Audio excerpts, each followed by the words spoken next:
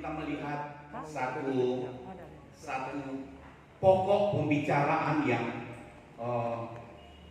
salah satu pokok penting di dalam firman Tuhan. Kita baca lebih dahulu di dalam kitab Pengkhotbah pasalnya yang ke-3 ayat 16 dan 17. Pengkhotbah pasalnya yang ke-3 ayat 16 dan 17.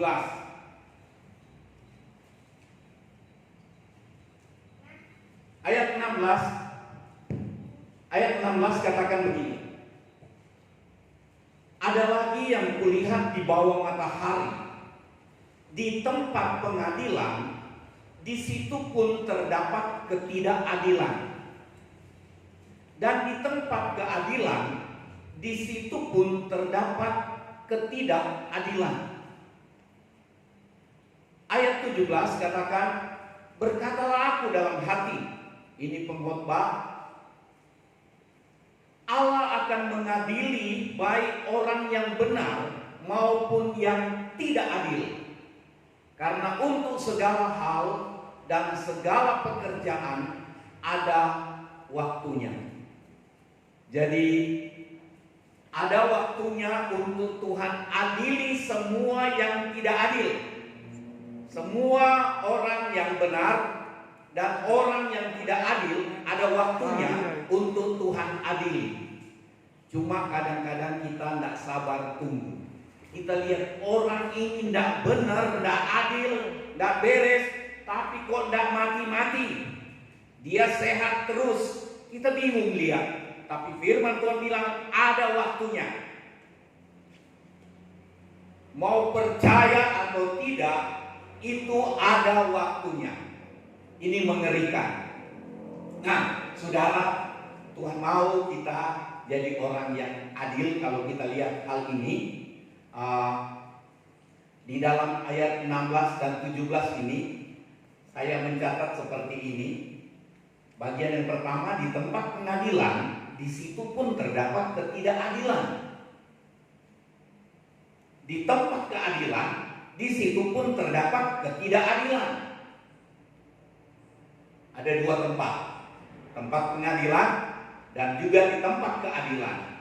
Dua-dua ada terdapat ketidakadilan.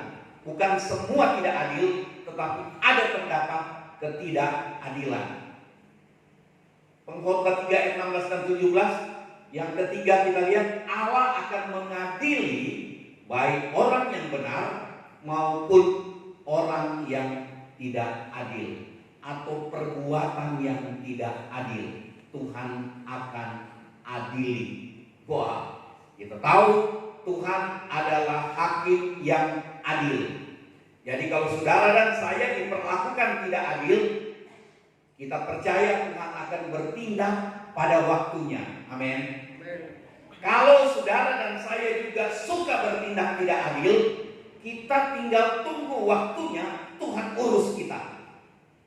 Jadi pagi hari ini kita dengar firman Tuhan ini mengajak kita untuk bertindak adil. Amin. Supaya kita tidak harus berhadapan dengan pengadilan Tuhan untuk mengadili, menghukum ketidakadilan kita. Tetapi ketika kita diperlakukan tidak adil, kita percaya pembalasan itu datang dari Tuhan. Tapi ada waktunya kita harus ngomong juga. Seperti Daud, satu waktu diperlakukan tidak adil oleh Raja Saul. Satu waktu Daud ngomong, Tuanku Raja, kenapa kejar-kejar aku?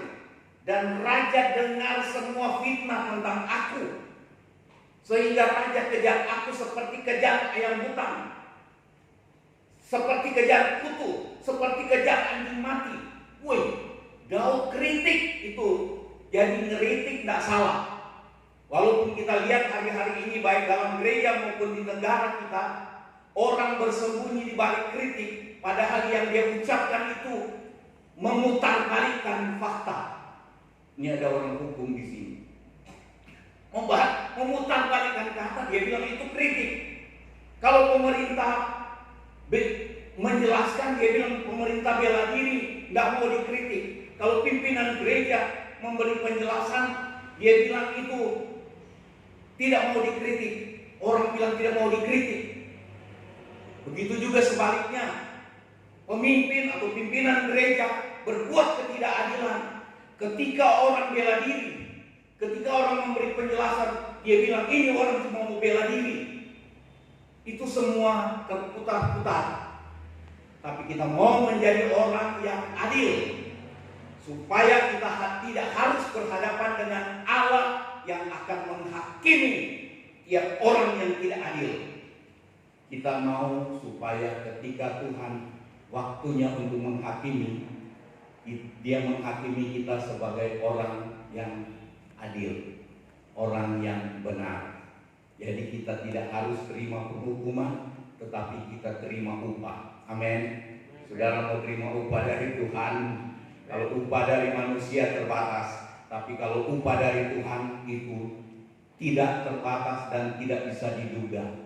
Itu sebabnya saya bertekad untuk melayani, bekerja, bukan cari upah.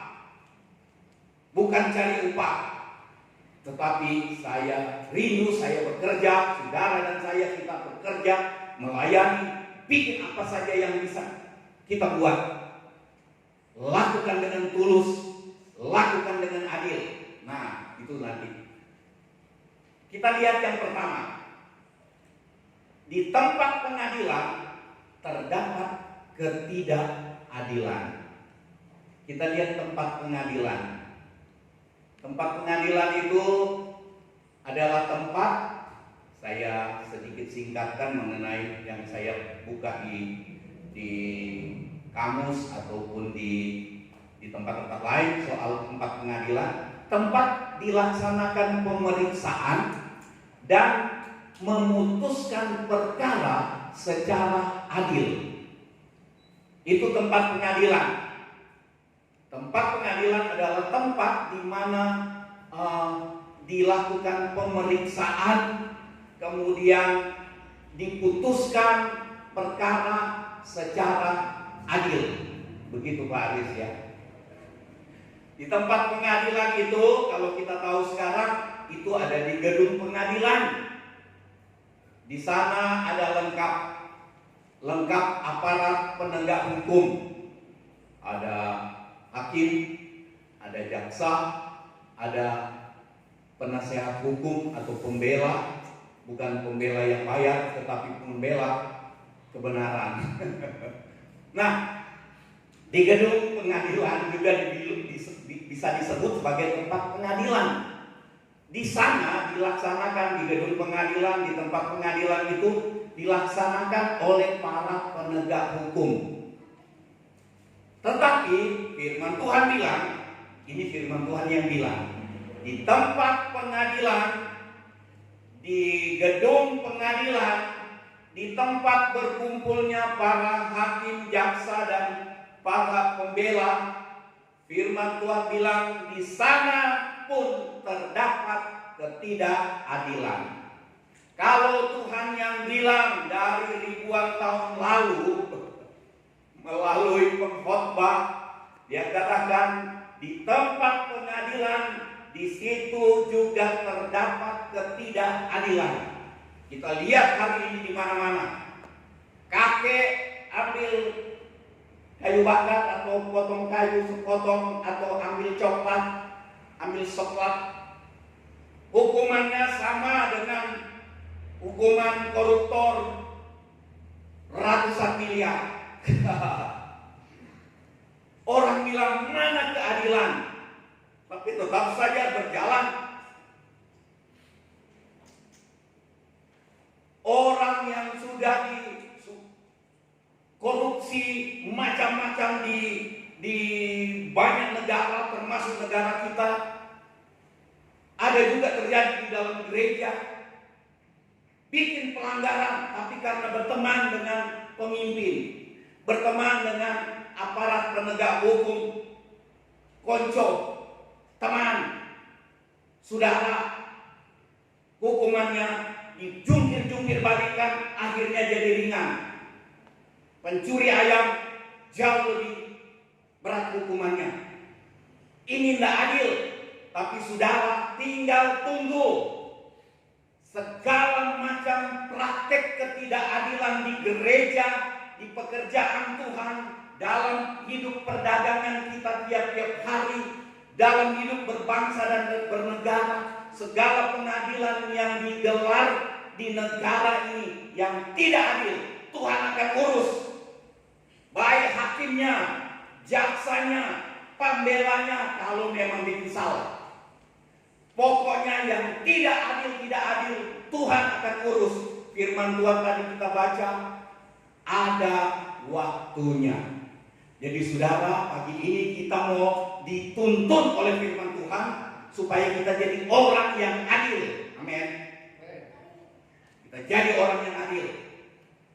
Keadilan kita itu akan menular ke masyarakat di daerah kita. Keadilan kita menular kepada langganan kita. Keadilan kita menular di orang sekantor kita, orang di masyarakat di mana kita hidup. Keadilan yang kita munculkan menular di dalam kehidupan kita berbangsa. Tapi ketidakadilan juga menular. Nah, kita lihat sebentar. Di tempat pengadilan terdapat ketidakadilan. Ulangan 16 ayat 18. Firman Tuhan katakan begini. Hakim-hakim dan petugas-petugas haruslah kau angkat. Ini perintah Tuhan kepada Musa. Haruslah kau angkat di segala tempat yang diberikan Tuhan Allahmu kepadamu menurut suku-sukumu. Mereka harus menghakimi bangsa itu dengan pengadilan yang adil. Jadi perintah Tuhan kepada bangsa Israel sebagai contoh di dunia ini untuk satu bangsa yang hukum-hukumnya diatur oleh Tuhan.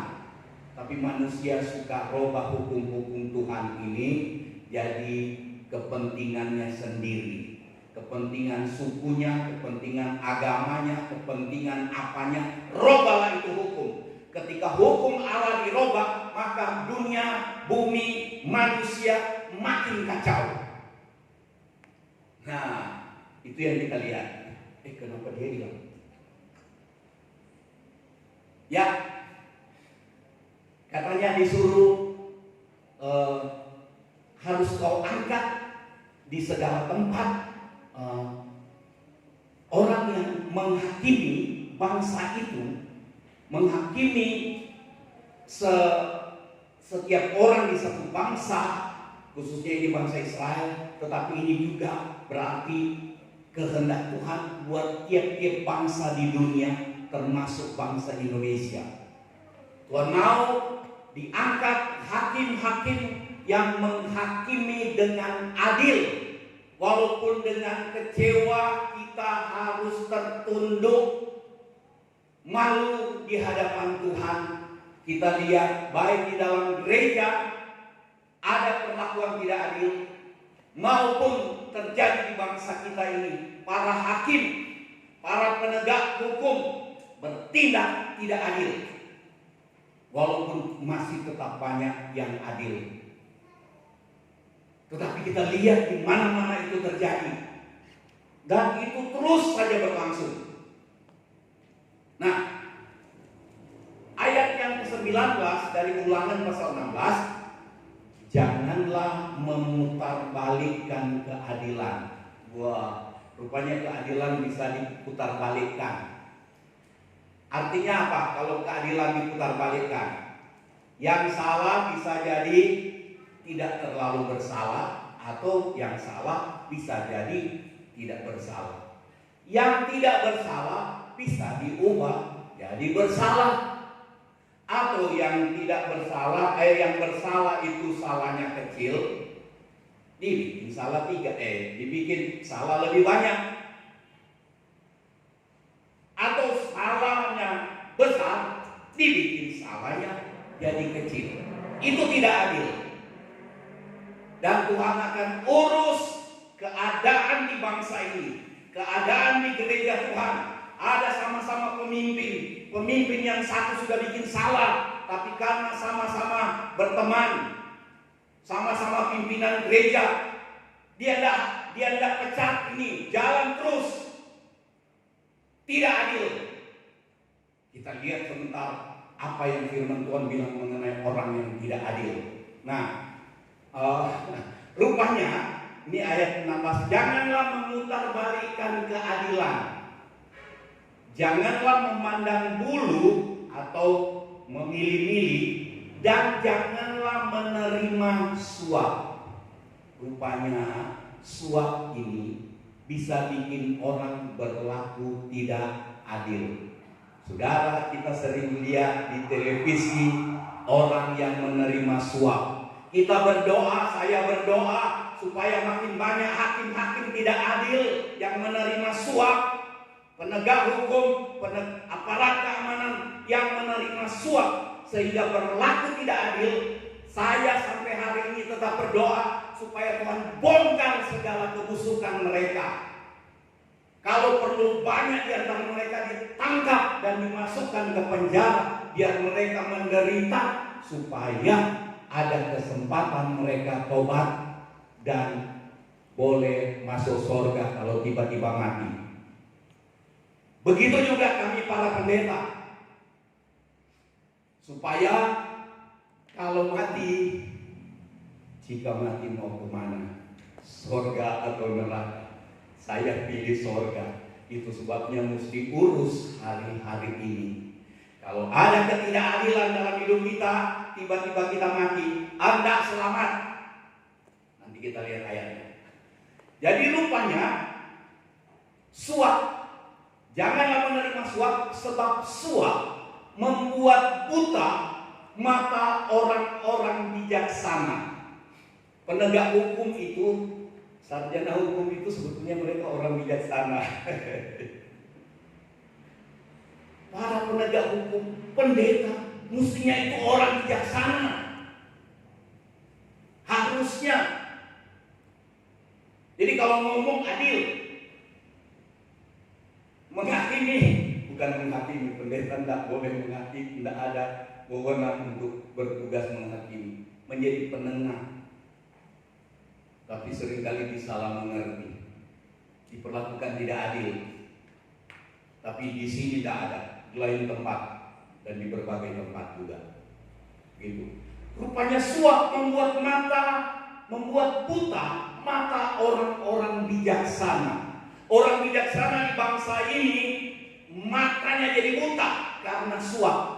Entah suap itu berupa uang, berupa harta, kadang-kadang disuap dengan macam-macam, disuap dengan wanita, disuap dengan jabatan, maka jadi buta. Dia tidak pusing lagi soal keselamatan. Pokoknya mau jadi apa, saya tidak pusing. Yang penting saya dapat ini jabatan, saya dapat ini harta, saya dapat ini pangkat naik dan seterusnya. Suap membuat buta mata orang bijaksana. Seringkali kita kaget, padahal setahu saya dia bijaksana loh, baik orangnya, kalau ngomong hati-hati dan seterusnya. Begitu kena suap, jungkir baliklah hidupnya. Disuap. Rupanya uang, penyuap bisa bikin buta mata orang bijaksana, dan para hakim dan orang-orang yang penegak hukum itu memutarbalikkan perkataan orang-orang yang benar. Begitu suap sudah terjadi, penegak keadilan, penegak hukum itu dia bisa bikin diputarbalikkan perkataan orang benar. Dibikin begitu rupa sampai orang benar ini jadi dianggap tidak benar dan cocok untuk dihukum. Sementara yang sudah terima suap banyak sekali, sehingga keluarkan surat orang yang seharusnya tidak boleh keluar negeri, dia keluarkan. disuap. Dan kita lihat orang ini dia putar balikkan perkataan orang-orang yang benar. Di tempat pengadilan terdapat ketidakadilan. Kita lihat itu terjadi, tadi saya katakan itu terjadi di mana-mana. Baik terjadi di kalangan gereja, terjadi di masyarakat di mana kita ada, itu terjadi juga di tempat-tempat pengadilan di seluruh dunia ini, termasuk di bangsa kita. Tetapi ketahuilah, firman Tuhan bilang semua ada waktunya. Kalau Tuhan belum hukum hari ini, itu kesempatan Tuhan berikan.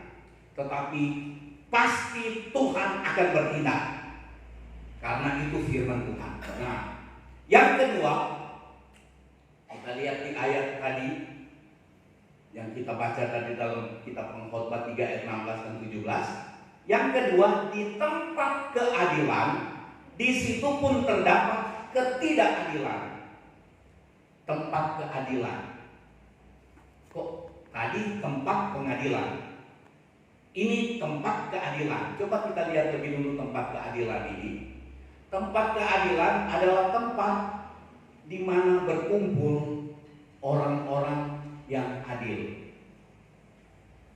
Kira-kira di mana tempat berkumpul orang-orang yang adil? Apakah di fakultas hukum? Harusnya berkumpul orang-orang adil. Kalau saya lihat orang-orang adil berkumpul di sini. Ya enggak? Harusnya, karena kita dididik dengan firman Tuhan, dengan firman kebenaran, dengan firman keadilan. Tempat keadilan itu adalah tempat orang-orang adil berkumpul. Tempat keadilan adalah lingkungan agama.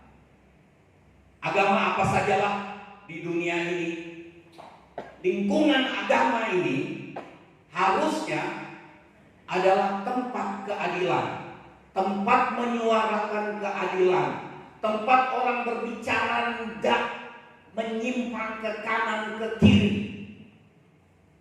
Tidak ada dusta di antara kita. Harusnya di lingkungan agama mestinya yang dibicarakan itu yang lurus-lurus, yang adil.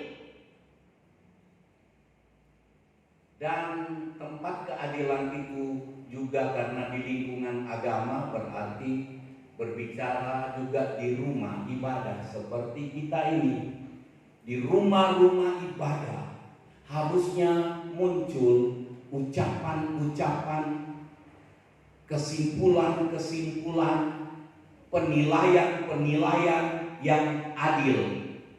Bukan di rumah ibadah muncul kesimpulan sembarangan asal ngomong, sampai ada orang yang jadi korban karena tidak adil.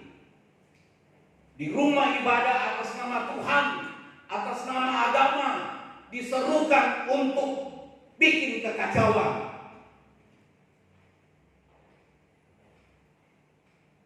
Dan ini kita lihat terjadi di mana-mana. Tidak adil. Yang disampaikan berita dusta, tapi karena didukung oleh banyak orang. Di tempat keadilan, di situ pun terdapat ketidakadilan. Yang saya baru ucapkan tadi, ada buktinya. Matius 26 ayat 3 dan 4. Itu tokoh-tokoh agama yang berbuat tidak adil. Tokoh agama Yahudi. Kalau tokoh agama di Indonesia semua adil. Semua adil, ngomongnya, ceramahnya adil semua. Menurut katanya orang, tapi katanya Tuhan, saya tidak tahu. Wah, ngomong seenaknya tentang agama lain. Tidak adil. Kalau di luar negeri, itu tokoh agama Yahudi. Jadi kita lihat Matius 26 ayat 3 dan 4, tokoh agama yang tidak adil. Itu tempat keadilan mestinya ada di Bait Allah, di Yerusalem waktu itu. Tapi tokoh-tokoh agama ngumpul, ketemu imam besar, kita lihat sebentar. Mereka merancang pembunuhan, merancang fitnah. Ini tidak adil. Atas nama agama, atas nama Tuhan, untuk berbuat ketidakadilan. Dan mereka bilang itu sah. Mereka bilang itu legal. Mereka bisa bilang legal, tapi tunggu penghukuman Tuhan. Tuhan akan bertindak. Kita lihat di Matius 26 ayat 3. Pada waktu itu berkumpullah imam-imam, ini tokoh agama. Berkumpullah imam-imam kepala. Imam-imam kepala, bukan imam asalan. Imam-imam kepala dan tua-tua bangsa Yahudi. Mereka berkumpul berembuk. Kemudian datang ke istana imam besar. Imam besar di Yahudi waktu itu, bukan di Indonesia. Imam besar Kayafas. Imam besar ini, dia yang memimpin ibadah pengampunan dosa 1 tahun 1 kali masuk di dalam Bait Allah. Tapi kali ini didatangi oleh imam-imam. Imam besar ini merancang dusta untuk membunuh Tuhan Yesus, membunuh orang yang memberitakan kebenaran tiap-tiap hari. Orang yang berbuat benar seringkali di satu bangsa, waktu itu di bangsa Israel. Di Indonesia tidak. Orang benar, orang yang berbuat baik untuk bangsa ini, itu semua dipuji oleh tokoh agama di Indonesia. Kalau di Israel waktu itu, waktu masa Tuhan Yesus, orang yang berbuat baik, memberitakan kebenaran, menyembuhkan orang sakit, mencelikan orang buta, membangkitkan orang mati, kemudian membuat berjalan orang-orang lumpuh, orang kusta dipulihkan. Itu yang Yesus buat. Tapi mereka atas nama Tuhan, tokoh agama ini termasuk imam besar, merancang dusta, merancang ketidakadilan terhadap Yesus yang adalah orang benar yang tiap hari memberitakan kebenaran. Dan itu berlangsung sampai hari ini di seluruh dunia. Tokoh-tokoh agama masih berani merancang dusta untuk memfitnah orang, menjelekkan orang. Tokoh agama loh, kadang-kadang dirancang di rumah ibadah, entah itu rumah ibadah agama apa. Kita lihat di mana-mana di seluruh dunia. Tapi itu yang firman Tuhan tunjuk terjadi di Yerusalem waktu itu. Ayat 4. Dan mereka merundingkan suatu rencana untuk menangkap Yesus dengan tipu muslihat dan untuk membunuh dia. Itu tokoh agama atas nama Tuhan dan atas nama agama merancang pembunuhan dengan tipu muslihat. Ini tidak adil. Tapi mereka bilang itu tidak apa-apa. Sama dengan terjadi di mana-mana di bangsa-bangsa di dunia ini, dan tidak ketinggalan bangsa yang kita cintai. Terjadi juga di kalangan gereja, tokoh-tokoh agama, tokoh-tokoh gereja. Tapi Tuhan akan urus. Kita ada pagi ini untuk dengar firman ini supaya kita mau hidup berhati-hati untuk jadi orang adil. Amin. Kiranya video ini bisa beredar ke orang-orang yang sedang tidak adil, untuk mereka tobat dan diselamatkan. Ayat 14, Matius 26 dari ayat 4 berlompat ke ayat 14. Kemudian pergilah seorang dari ke-12 murid itu, yaitu Yudas Iskariot. Dia pergi kepada imam-imam kepala, kepada tokoh agama. Dan Yudas berkata, apa yang hendak kamu berikan kepadaku supaya aku menyerahkan Yesus kepada kamu? Kemudian imam-imam, tokoh-tokoh agama membayar 30 uang perak kepada Yudas. Dan mulai saat itu Yudas mencari kesempatan yang baik untuk menyerahkan Yesus. Saudara, ini mengerikan. Tokoh-tokoh agama pakai uang yang dikumpul atas nama Tuhan, uang yang dikumpul atas nama agama, dipakai untuk merancang, menyogok orang, menangkap orang benar. Kalau tokoh agama hatinya sudah tidak bagus, biarpun firman yang dia tahu itu benar, kebenaran, tetapi tetap saja dia mau bengkok jalan hidupnya. Dia akan bikin keputusan-keputusan yang tidak adil. Walaupun tiap hari kadang-kadang kita dengar dia ucapkan firman, demikianlah firman Tuhan, demikianlah firman Tuhan. Tapi kalau hatinya sudah bengkok, hatinya sudah tidak adil, maka apapun yang dia buat atas nama Tuhan, atas nama agama, dia akan berbuat kecurangan. Dan itu yang terjadi. Saudara, kalau kita lihat hal ini, bikin kita bilang, oh Tuhan, saya mau hidup hati-hati supaya saya jadi orang yang adil, orang yang tidak sembarangan bicara, tidak sembarangan untuk bertindak dan membuat keputusan. Kita lihat uang yang dikumpul atas nama Tuhan, atas nama agama, harusnya dipakai untuk perbuatan kebaikan, menolong orang miskin, menolong orang menderita, membiayai orang untuk menyebarkan kebaikan.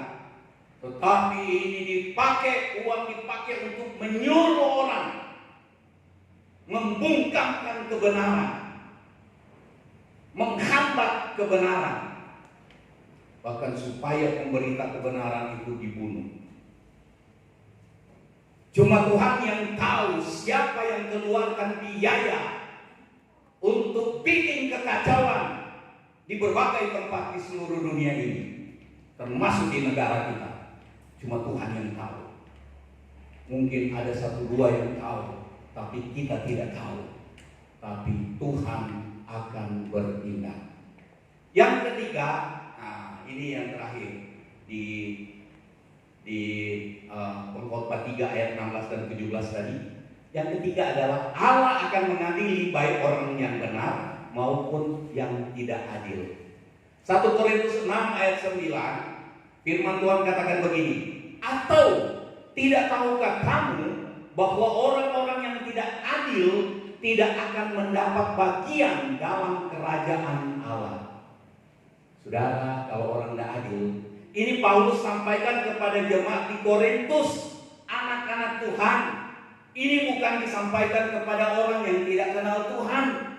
Rupanya anak-anak Tuhan, anggota gereja ini dapat juga jadi orang tidak adil. Saudara, kita dapat tidak adil melalui penilaian kita. Kita lihat seseorang, anggota gereja yang lain, kita lihat seseorang dan kita mulai menilai dia secara salah. Dan kita beritakan kepada orang lain penilaian kita yang salah. Saudara, jangan sembarangan ngomong mengenai orang kalau saudara dan saya kita tidak tahu dengan tepat keadaan yang sebenarnya. Supaya kita tidak menjadi orang yang tidak adil, sehingga firman Tuhan bilang orang yang tidak adil tidak dapat bagian dalam kerajaan Allah, tidak selamat. Berita hari ini buat kita, buat bangsa ini, bahwa orang tidak adil tidak selamat. Dia ada di bawah murka Tuhan, tidak dapat bagian dalam kerajaan Allah. Jangan sesat, orang cabul, penyembah berhala, orang berzina, panci, orang pemburi, dan seterusnya. katanya tidak dapat bagian dalam kerajaan Allah. Berarti orang tidak adil disamakan dengan orang cabul, disamakan dengan berzina, disamakan dengan penyembah berhala.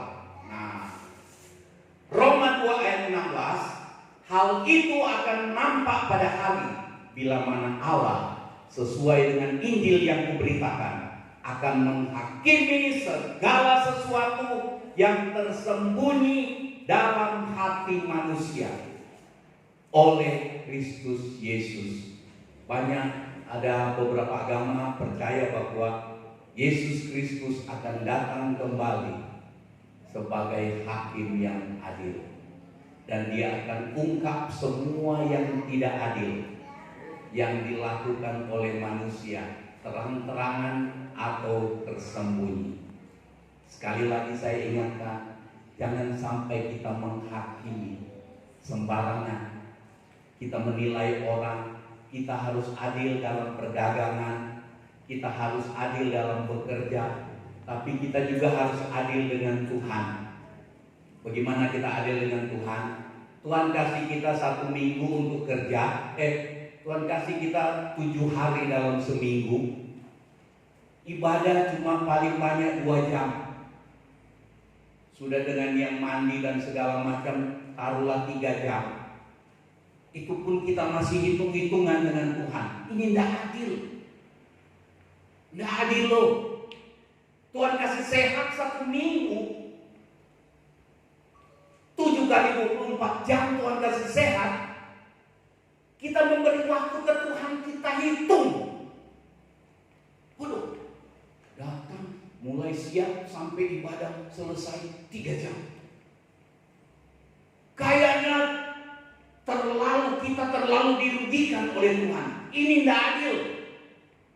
Berkat yang Tuhan berikan kepada kita, kalau kita salah gunakan, kita gunakan dengan cara yang salah, kita membeli hal-hal yang salah, hal yang harusnya kita tidak beli, kita tidak adil loh itu. Bukan cuma imam besar yang tidak adil, kita bisa berlaku tidak adil. Kita menilai orang, menilai pasangan secara salah, dan kita mulai bilang kamu gini dan begini, dan kita tidak kasih kesempatan orang untuk ada lagi begini. Begitu saya nilai Bapak Licuan, tahu-tahu Bapak Licuan bilang, aduh sebetulnya bukan begitu, Om salah. Saya cerita ke orang, iya bela diri itu. Jadi saya tidak kasih kesempatan orang untuk memberi penjelasan, tapi sementara apa yang saya ucapkan, saya mau semua orang percaya. Dan itu terjadi di tengah-tengah pelayanan, di tengah jemaat. Jadi kalau saudara besok-besok dengar jelek tentang saya, tanya aja langsung ke sini. Jangan disebar dulu, baru disampaikan ke saya, sudah nyebar. Dan kalau saya memberikan penjelasan, jangan bilang bela diri. Dan begitu yang seringkali terjadi, yang membuat terjadi ketidakadilan di dalam gereja, di dalam kehidupan anak-anak Tuhan. Dan kita baca di sini, Allah akan mengadili baik orang benar maupun orang yang tidak adil. Peringatan buat kita semua. 1 Korintus 6 ayat 9 tadi kita sudah baca, atau tidak tahukah kamu bahwa orang-orang yang tidak adil tidak akan mendapat bagian dalam kerajaan Allah, tidak selamat. Kalau tiba-tiba meninggal, kita tidak akan sampai ke surga. Kita tidak ketemu Tuhan, kita ketemu setan, kumpul bersama-sama dengan setan, dan kita tidak mau itu terjadi. Peringatan tidak adil terhadap Tuhan, soal waktu, soal berkat, soal kepedulian. Tuhan peduli dengan kita, ya kan? Tuhan peduli dengan kita. Tapi apa kita peduli dengan Tuhan dan pekerjaan Tuhan? Adil, kita harus bersikap adil. Tidak adil terhadap sesama, terhadap pasangan, terhadap orang tua, terhadap saudara. terhadap saudara seiman, terhadap teman, adil. Adil juga kalau pergi ke pasar. Jangan tawar tuh kangkung yang satu ikat cuma 200, jangan tawar jadi 250 atau 300, kita tawar 1000, 1000 nemak ya. Nggak adil tuh. Berapalah dia dapat, tapi kita kadang-kadang takut sekali kalau orang untung. Kita itu nggak adil. Jadilah orang yang senang orang lain untung. Nggak enak ya. Kita menjadi orang yang senang kalau orang lain untung. Kita belanja ke dia, kita senang, oh dia bisa untung. Jangan mahal. Padahal kita sudah tahu di sana lebih mahal sedikit. Kita bilang ini yang paling mahal. Jadilah orang yang adil supaya sewaktu Tuhan panggil kita pulang, kita selamat. Tuhan memberkati.